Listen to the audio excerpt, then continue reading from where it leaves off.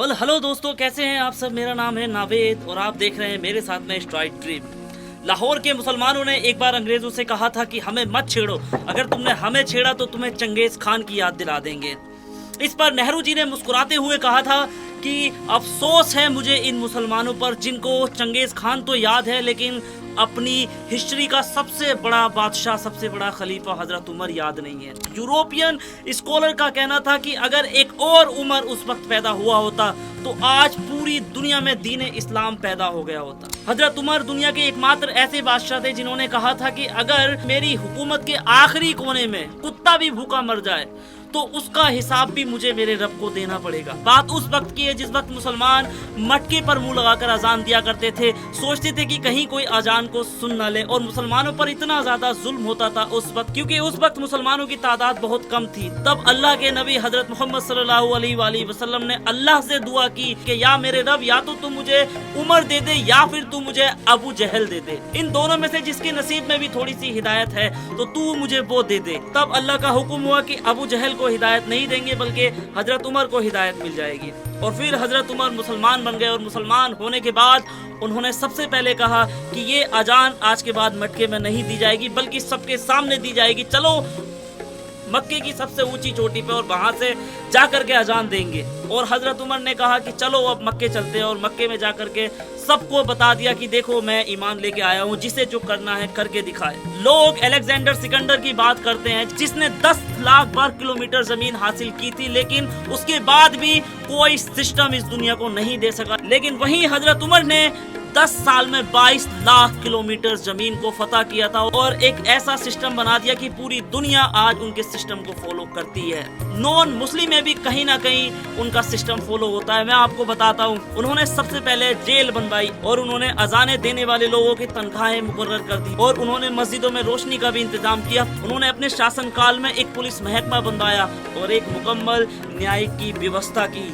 हजरत उमर ने फौजी छावनियां भी बनवाई और फौज में महकमे भी बनाए। आज हम लोग जिस पेंशन की बात करते हैं, उस पेंशन का इजाद भी हजरत उमर ने अपने समय में करवाया था। आपने दुनिया में पहली बार दूध पीते बच्चों को, मजदूरों को, बेवाओं को और बेसहारा लोगों के लिए भत्ते का प्रावधान दिया। उन्होंने कहा कि ये जो मजबूर लोग हैं, दूध पीता अगर कोई बच्चा भी है, आज वही भत्ता सऊदी अरब में चलता आ रहा है। सऊदी अरब में जैसे ही बच्चा पैदा होता है उसकी सरकार भत्ता बांध देती है। और आपने एक ऐसी व्यवस्था की थी जिसमें कि जो जज होते हैं वो कोई भी किसी भी तरह का गलत फैसला ना करे। अगर कोई जज गलत फैसला करेगा तो उसको तुरंत टांग दिया जाएगा। अलेक्जेंडर ने ऑर्गेनाइज्ड आर्मी के साथ में 10 वर्षों में 16 लाख वर्ग किलोमीटर जमीन को जीता था, जबकि हजरत उमर ने बिना ऑर्गेनाइज आर्मी के 10 साल में 22 लाख वर्ग किलोमीटर जमीन को जीता था, जिसमें उस वक्त की 2 सुपर पावर भी थी, रोम और ईरान। ये 2 उस वक्त दुनिया की सबसे बड़ी सुपर पावर थी, इनको भी हराया था। आज सैटेलाइट, मिसाइल, परमाणु हथियार, पनडुब्बियां होने के बाद भी दुनिया में किसी हुक्मरान के पास में उतनी बड़ी हुकूमत नहीं है। जो कि हजरत उमर ने ना सिर्फ घोड़ों की पीठ पर बैठकर वो सल्तनतें जीती और बल्कि उनका निजाम भी बड़ी कामयाबी के साथ में चलाया। अलेक्जेंडर ने अपनी जीत के दौरान अपने कई सारे कमांडरों को कत्ल करवाया। अनगिनत फौजी और कमांडरों ने उसका साथ भी छोड़ा, उसके खिलाफ विद्रोह भी हुआ। भारत में तो उसकी फौज ने लड़ने से साफ मना कर दिया था जब पोरस की अलेक्जेंडर से जंग थी। लेकिन हजरत उमर के हुक्म का इनकार करने वाला कोई भी नहीं था, किसी की जरूरत ही नहीं थी। वो एक ऐसे कमांडर थे जिन्होंने इस्लामिक दुनिया के सबसे बड़े सलार हजरत खालिद बिन वलीद को भी उनके पद से हटा दिया था और किसी ने उफ तक की आवाज नहीं निकाली थी। और हजरत उमर ने साद बिन अबी वक्कास को कूफे की गवर्नरी से भी हटा दिया, किसी की हिम्मत नहीं थी। और हजरत हारिद बिन काफ से भी उनकी गवर्नरी वापस ले ली। और मिस्र के गवर्नर का तो उन्होंने पूरा माल जब्त करा दिया। उन्होंने कहा था मेरे शासनकाल में कोई भी आदमी ढीला ढाला नहीं चाहिए, मुझे एकदम परफेक्ट आदमी चाहिए, इंसाफ हर जगह कायम होना चाहिए। हमास के गवर्नर में बहुत ज्यादा घमंड आ गया था, तो आपने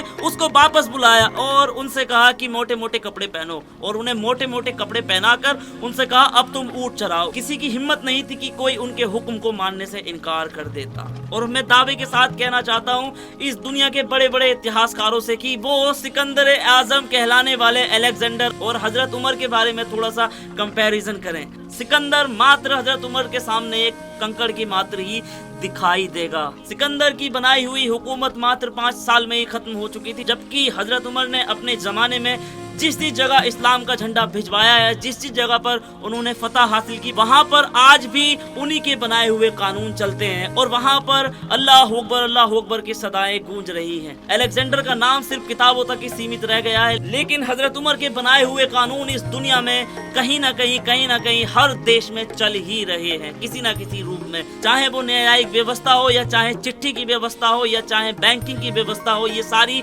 व्यवस्थाएं वहीं से स्टार्ट हुई थी। और हजरत उमर का कहना था कि जो हुक्मरान न्याय करते हैं वो रातों को बेखौफ होकर सोते हैं। और हजरत उमर की जो मोहर थी उस पर लिखा हुआ था कि उमर को डराने के लिए सिर्फ मौत का नाम ही काफी है। यहाँ तक कि हजरत उमर सर के नीचे ईंट लगाकर सोते थे, तकिया कभी उन्होंने नहीं लिया। और उनके कुर्ते में इतने ज्यादा पैमन थे, इतना बड़ा बादशाह और इतने ज्यादा पैमन। एक किस्सा सुनाता हूँ, जब मस्जिद अल अक्सा को फतह करने की बारी आई तो मस्जिद अल अक्सा को फतह करने के लिए हजरत उमर का लश्कर वहाँ पर पहुंचा और लश्कर के जो सलार थे वो हजरत खालिद बिन वलीद थे। जब मस्जिद अल अक्सा का पूरी तरह से मुहासरा कर लिया गया तब मस्जिद अल अक्सा में बैठे हुए पादरियों ने खालिद बिन वलीद से कहा कि आपके जो बादशाह हैं, जो खलीफा हैं, उनको बुलाइए, हम उनसे बात करना चाहते हैं। अगर हमें अच्छा लगा तो हम उनको ऐसे ही दे देंगे बिना जंग के। फिर क्या था, खालिद बिन वलीद ने हजरत उमर को चिट्ठी लिखी और हजरत उमर को चिट्ठी लिखने के बाद में हजरत उमर जब आए हैं तो आने का हाल ये था कि